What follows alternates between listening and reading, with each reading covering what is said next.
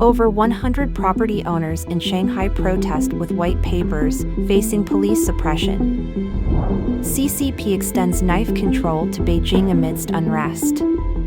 Another chained woman case? 60-year-old Beggar raises 5 children, mother young and beautiful. Technical breakthrough? Huawei's 5nm chips reportedly sourced from Taiwan. Shandong Clique seizes power and positions, affecting Zhongnanhai. It's all covered in today's China Truths. Over 100 property owners in Shanghai protest with white papers, facing police suppression. In mainland China, there's been a surge in resistance movements among the lower class. Reportedly, on January 4th, a significant protest erupted in Liuzhou Road, Suhui District, Shanghai. Homeowners from Huawei Court were demonstrating against what they deemed illegal lending practices. They were demanding government action to address their grievances. Notably, according to a video posted on the X platform one day later, a large assembly of homeowners were seen advocating for their rights, wielding white A4 papers inscribed with black letters. This protest, however, was met with a substantial police presence, who confiscated their A4 papers. This action escalated tensions and led to calls for the Suhui district government to step in, sparking a conflict with the police that escalated into physical confrontations. The protesters, led by a vocal leader, were chanting in unison for uniform policies and government intervention. Cries of distress, particularly from a woman, were audible, and shouts of "the police are beating people" were heard. Many onlookers were capturing the scene on their phones, with one woman urgently instructing, "Record the policeman's, face. Record his face." In response to these events, many netizens have voiced that the Chinese Communist Party fears A4 paper, with comments like, "The Communist Party isn't scared of you, they're scared of a bunch of you holding A4 paper." Others have remarked, "I recently saw someone protesting with a sign and thought replacing it with A4 paper would be better. And look, it really happened. It's excellent, really excellent." Additionally, some netizens have noted, in Taiwan, when banks act dishonestly, the government aids the people and penalizes the banks. In China, when banks misbehave, the government assists the banks and penalizes the people. That's why Taiwan and China are two different countries. These incidents seem to be happening more frequently, with others commenting, "Currently in mainland China, the police have transformed from a state machine for punishing crime to a killing machine for preventing citizens from asserting their rights." CCP extends knife control to Beijing amidst unrest. According to Apollo News, the Chinese Communist Party's stringent regulation of knives, which began in Xinjiang, is now spreading across China, reaching even major cities, including Beijing, amidst the current societal unrest. On January 2nd, an urgent notice from a Beijing shopping mall was widely shared online. It detailed a directive from the Public Security Sub-Bureau mandating that all kitchen knives in the back kitchens of food and beverage establishments be secured with chains. The length of these chains was not to exceed the dimensions of the cutting boards. Compliance with this order was required by Friday, January 5th. Accompanying the notice were 2 instructional photos demonstrating the proper method of attaching the chains. Although the group's name in the online screenshots was blurred, the words Tianjia were still discernible. Public records reveal several shopping centers in Beijing bearing the name Tianjia. As early as 2012, local official media reported that Beijing's Public Security Bureau had implemented a real name registration system for purchasing knives. An example of this policy could be seen at the Carrefour Jing'an store, where the knife cabinet was locked, and customers had to select their knives through the glass doors of the cabinet. On January 4th of this year, new photographs emerged online showing the knife cabinet at a CR Vanguard supermarket in Shenzhen locked. In order to select a knife, customers were required to scan and register their personal information, and then request assistance from a salesperson to unlock the cabinet. In reaction to these developments, netizens have sarcastically commented on this method of knife control as a means to prevent uprisings.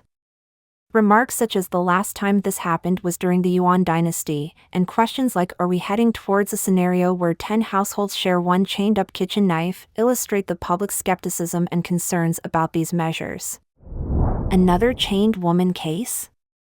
60-year-old Beggar raises 5 children, mother young and beautiful.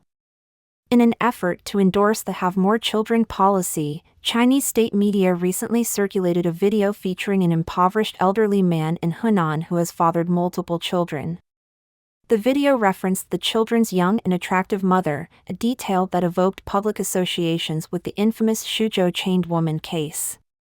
This incident unfolded on December 31, 2023, when the TikTok-verified Hebei Daily Production Department reshared a video of a man in his 60s from Yongqing City, Shanghai, Hunan, traveling with 4 of his children. Initially mistaken as their grandfather, he was revealed to be their father. He disclosed that he had another child who wasn't present. The video's tone suggested that despite life's pressures, having multiple children in old age was a sign of prosperity, aligning with the CCP's pronatalist policies. The Hebei Daily is known as an official publication of the CCP's municipal committee in Hebei City, Hunan Province. Some internet users commented under the video, revealing that the aforementioned old man is from Shanghai, Hunan. One netizen reported encountering him in their store, where he was seen begging for money accompanied by the children, suggesting that begging might be his primary means of livelihood. Additionally, a comment praised the appearance of the little girl. The person who originally posted the video confirmed this observation, adding, "The little girl's mother is young and beautiful." Subsequently, a female blogger's visit to the man's home revealed deplorable conditions with dirty, cluttered surroundings and poorly maintained interiors, with the children appearing disheveled and dirty. Notably absent from the video was the children's mother. This quickly raised questions about the children's mother. The situation bears a striking resemblance to the chained woman case in Feng County. Originally, the family's 8 children were perceived as an example of the more children, more happiness philosophy, attracting self-media for positive coverage and donations. However, the revelation of the chained mother, recorded in a video, shifted the narrative towards the grim reality of human trafficking. The resemblance to the previous incident has sparked fears of another case of trafficking. Netizens wonder if this could be a second chained woman scenario, especially given the proximity of Yongqing City to Feng County, where numerous trafficked women were previously reported. The video and subsequent footage were quickly removed after gaining attention, leading to speculation. Some netizens believe the removal was to prevent further probing into potential trafficking, while others think it aimed to hide the stark poverty. They said, "It's heartbreaking, this level of living in a country that boasts of its prosperity." Technical breakthrough? Huawei's 5nm chips reportedly sourced from Taiwan. Huawei's recent launch of the Qingyun L540 laptop, featuring a 5nm chip, has garnered attention. However, a teardown of this computer led to an intriguing discovery. Bloomberg News, having commissioned Tech Insights to disassemble the device, found that the Qingyun L540 laptop uses a 5nm chip manufactured by TSMC, a Taiwanese chip-making giant, in 2020. This finding debunked the rumors that Huawei's partner, SMIC, had made significant advances in chip manufacturing technology. The year 2020 was pivotal for Huawei, as the United States intensified sanctions against the company, severing its access to chips from leading manufacturers like TSMC. Huawei acknowledged the catastrophic impact of the U.S. ban, sparking discussions about the duration Huawei could continue utilizing its existing chip inventory. The debut of the new laptop coincides with China's increasing efforts to substitute foreign technology in sensitive sectors. Online retailers have claimed that Huawei's laptop is tailored to meet China's stringent security requirements for sensitive government data. While Huawei's official website emphasizes the device's security features, specific details are not provided. In the latest teardown, Tech Insights discovered a Kirin 9006C processor manufactured using TSMC's 5nm process, which was assembled and packaged around the third quarter of 2020.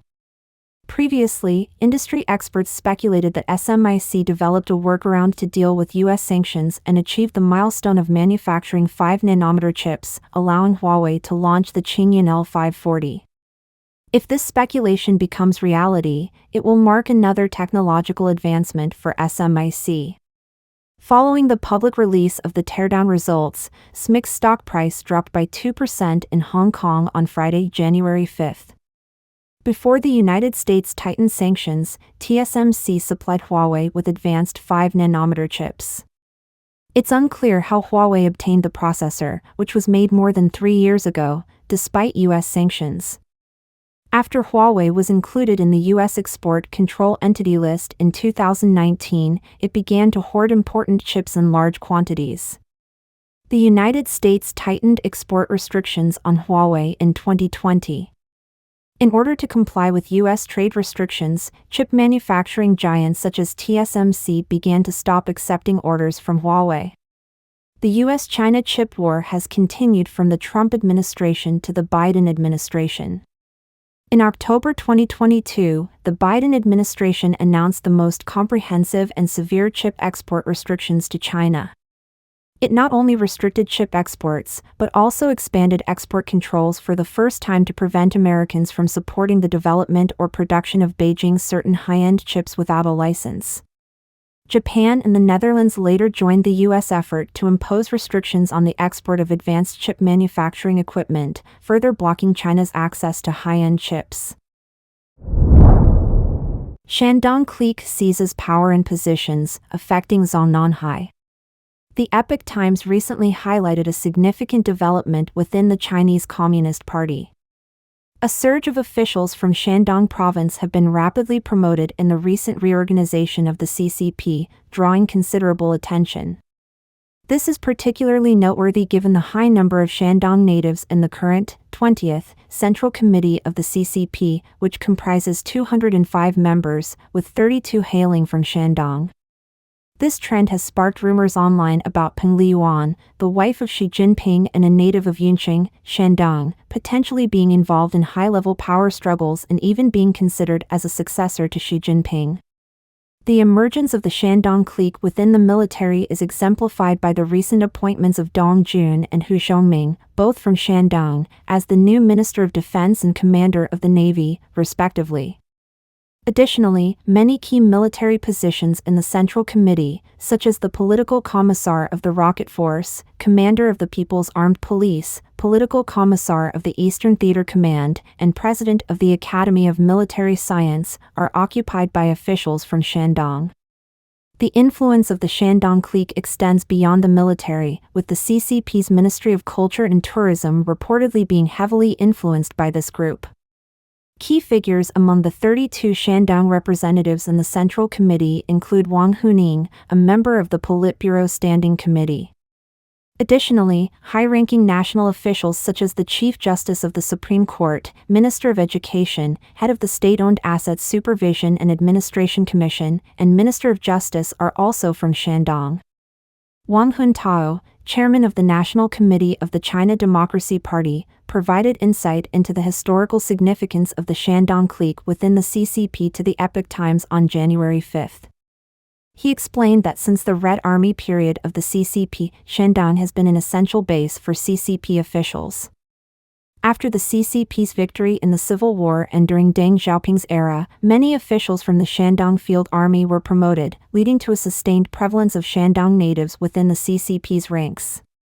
Rumors swirl of Xi Jinping's wife succeeding him.